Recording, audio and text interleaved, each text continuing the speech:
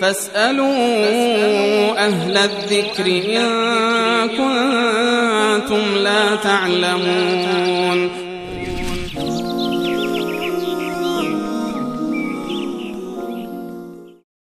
برادرمون بابایی از سولاس دوباره پرسیدن که کسی که با ورق بازی بکنه به شرط سرگرمی گناه داره یا نه؟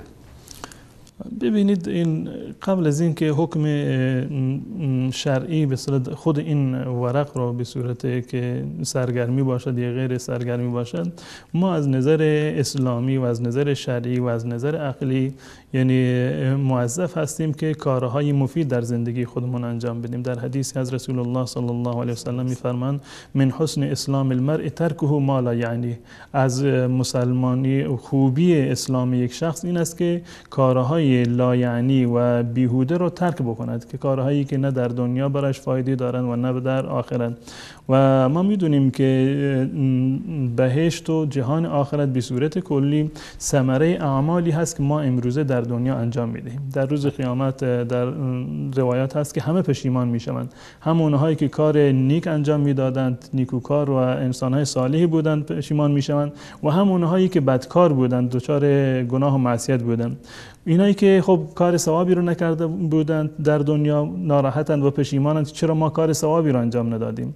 اونهایی که کار ثواب انجام دادند پشیمانند چرا ما بیشتر از این انجام ندادیم، وقتی که اون فضائل و مکارم رو در روز قیامت و در بهشت میبینند. و این انسانهایی که میاند اوقات خودشون رو با کارهایی که هیچ سود نه دنیوی دارند و نه سود اخروی براشون دارند صرف میکنند، این در واقع حد اقلش این است که اینا دچار یک کار مکروه شدند که عمر خودشون رو ضایع کردند. و عمر انسان باید عمر خودش رو حفظ بکنه. در سوره های زیادی هست که الله متعال به عمر انسان یعنی به وقت و این زمان قسم خورده و سوگند یاد کرده، مانند والعصر و الضحی و اللیل، که تمام اینها در واقع تشکیل دهنده عمر انسان هستند. پس بنابراین نباید عمر خود را برای چنین کارهای لایعنی صرف بکنند.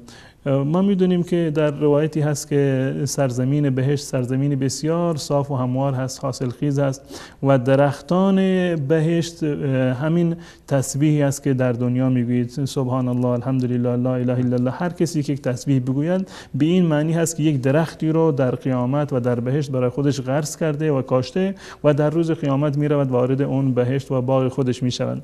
حالا شما تصور بکنید که یک فردی که مثلا میاد در زندگی شما 5 دقیقه از وقت شما رو میگیرن، شما در ظرف این 5 دقیقه میتونستی صدها بار سبحان الله و الحمدلله و اذکار دیگری رو بر زبان بیاورید و این عبادت رو در واقع انجام بدید. کسی که مانع از این کار شده مانند این هست که شما یک باغی رو داشته باشید در دنیا، آمده باشد 100 درخت 1000 درخت از این درختان رو قطع کرده باشه.